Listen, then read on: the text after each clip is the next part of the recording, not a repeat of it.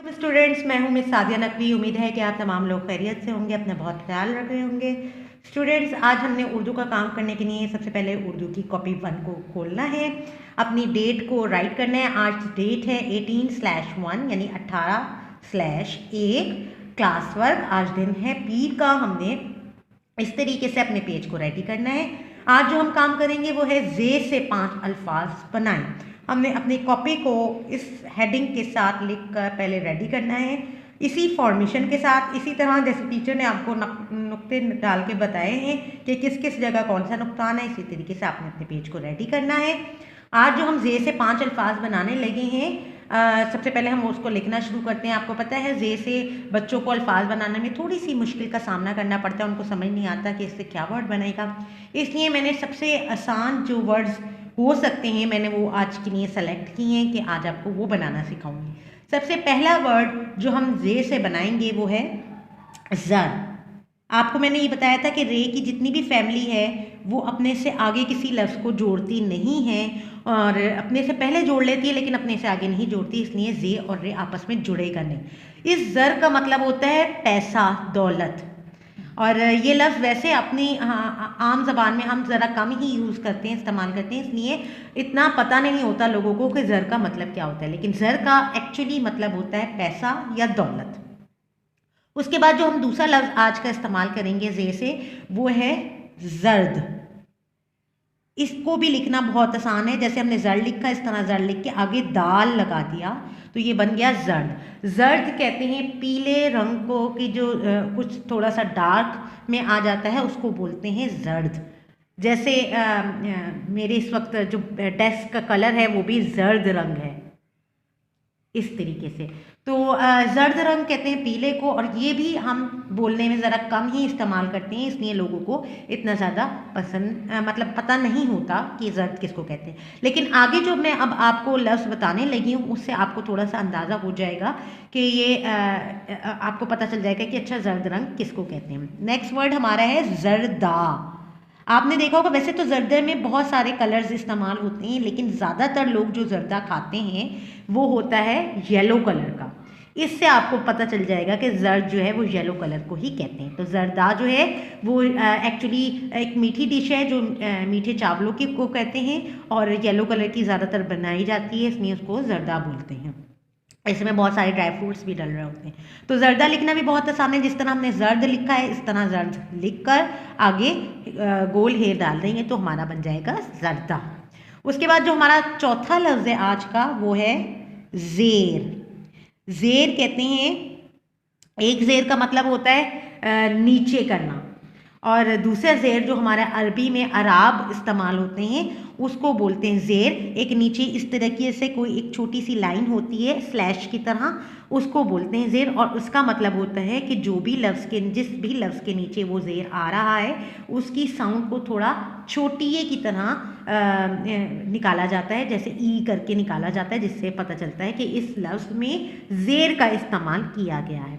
और वैसे उर्दू ज़बान में अगर हम ज़ेर बोलते हैं तो उसका मतलब होता है नीचा, कि किसी को ज़ेर कर देना, नीचा दिखा देना, तो उसको बोलते हैं ज़ेर। यानी इस ज़ेर के दो मतलब मैंने आपको बताए। एक ज़ेर जो अराब के तौर पे इस्तेमाल होता है, इस तरीके से होता है, और एक ज़ेर होता है नीचे दिखाना। उसके बाद हमारा जो आज का लास्ट लफ्ज़ जो हम बनाएंगे वो है ज़बर। ज़बर के भी इसी तरह दो मायने हैं। ज़बर भी इसी तरीके से होता है, लेकिन ज़ेर जो है वो नीचे की साइड पे डलता है और ज़बर जो होता है वो ऊपर डलता है। यह अराब के तौर पे इस्तेमाल होता है, और जब भी इसको किसी भी लफ्ज़ के साथ इस्तेमाल किया जाता है तो उसकी साउंड जो है वो आ की तरह, मतलब ऊपर की तरफ खड़े होके निकलती है।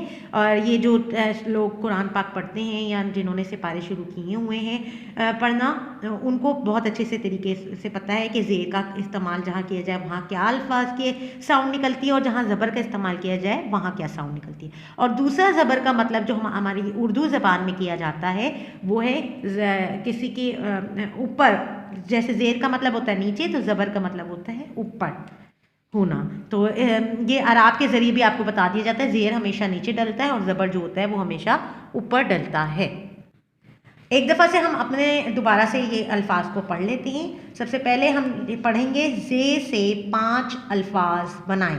सबसे पहला लफ्ज़ है ज़र, ज़र्द, ज़रदा, ज़ेर, ज़बर। अब इन तीनों वर्ड्स में बहुत ही ईजी है। पहले ज़े को रे के साथ लिखा तो ज़र बन गया, इसके आगे रे ज़र लिखकर दाल लगा दिया तो वो ज़र्द बन गया, और ज़र्द लिखकर हे लगा दिया तो वो ज़रदा बन गया। इसी तरह ज़ेर जब हमने लिखा तो ये के नुक्ते डाल देंगे तो ज़ेर बन जाएगा, और ये की जगह बे का नुक्ता डाल देंगे तो वो ज़बर बन जाएगा। उम्मीद है कि आपको ये काम बहुत अच्छे से समझ आ गया होगा। ओके स्टूडेंट्स, अब इसके साथ ही हम अपना जुगनू उर्दू का काम स्टार्ट करेंगे। इसके लिए हमने सबसे पहले जुगनू उर्दू खोल के पेज नंबर 98 को निकाल लेना है। अपनी डेट राइट करनी है। आज दिन है पीर का और तारीख है 18/1। हम अपने आइकन्स को देख लेते हैं। हमारा आइकन जो है वो है हरूफ जोड़िए और पेंसिल फेरिए। हरूफ जोड़िए, पेंसिल फेरिए। अच्छा, यहाँ पर आपको कुछ अल्फाज नज़र आ रहे हैं जिनको पढ़ने की मशक करके उसको नकात के ऊपर पेंसिल फेर के उसको मुकम्मल करना है। तो वो लफ्ज़ क्या है? हमने पिछले दिनों अपने भारी अल्फाज की बहुत प्रैक्टिस की है।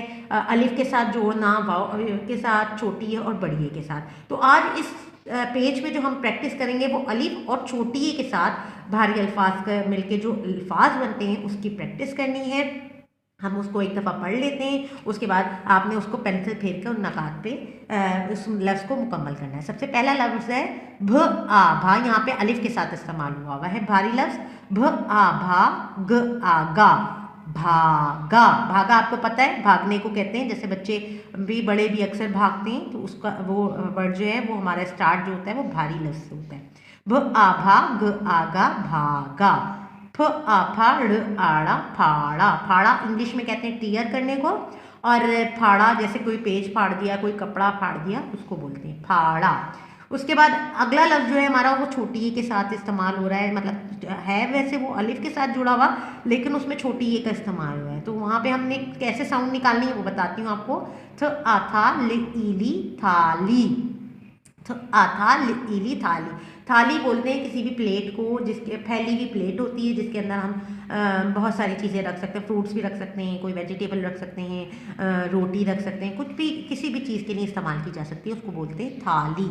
उसके बाद यहाँ पर जो लफ्ज़ इस्तेमाल हो रहा है वो वाव के साथ हो रहा है। अब हम इसको ये सीखेंगे कि वाव के साथ हम जब कोई लफ्ज़ जोड़ते हैं तो उसकी क्या साउंड निकलती है। झ आ झाड़ू, उड़ू, झाड़ू। झाड़ू कहते हैं किसी मॉप इंग्लिश में बोलते हैं, और जैसे हम जिस चीज़ से ज़मीन को साफ़ करते हैं, उसकी मिट्टी को साफ़ करते हैं, उसको बोलते हैं झाड़ू। वो सीको वाली भी होती है और वो दूसरी तरीके की भी होती है जिसको फूल झाड़ू बोला जाता है, जिसकी साउंड नहीं निकल रही होती। तो हम बोलेंगे झ आ झाड़ू, उड़ू, झाड़ू।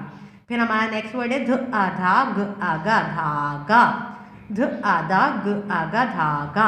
धागे से हम कपड़े को सीते हैं, उसकी सिलाई करते हैं। ढ आढ़ा, ग आका, ढाका। ढ आढ़ा, ग आका, ढाका। ढाका आपको पता है एक शहर का नाम है, तो उसको बोलते हैं ढाका। बांग्लादेश का शहर है, उसको बोलेंगे ढाका। एक दफ़ा फिर से पढ़ लेते हैं। भ आ बा, ग आगा, भागा। फ आ फाड़, आड़ा, फाड़ा। थ आ थाली, इली, थाली। झ आ झाड़, उड़ू, झाड़ू। ध हदा, ग आगा, धागा। ढ आढ़ा, ग आका, ढाका। अब इन नकात पे पेंसिल फेर के आपने इन अल्फाज को मुकम्मल करना है, इसको पढ़ना है साथ साथ, ताकि आपकी अच्छी सी मश्क हो जाए। उम्मीद है कि आपको तमाम चीज़ें उर्दू का काम और जुगनू उर्दू का काम बहुत अच्छी तरीके से समझ आ गया होगा। अपना बहुत सारा ख्याल रखिएगा। Thank you so much. अल्लाह हाफिज़। मैं देख रही थी 8 मिनट से ऊपर हो रही है। अच्छा, वो मैंने समझाने में ज़रा दोनों चीज़ों में टाइम लगा ना। सही समझा। ये ले पेंसिल किसकी?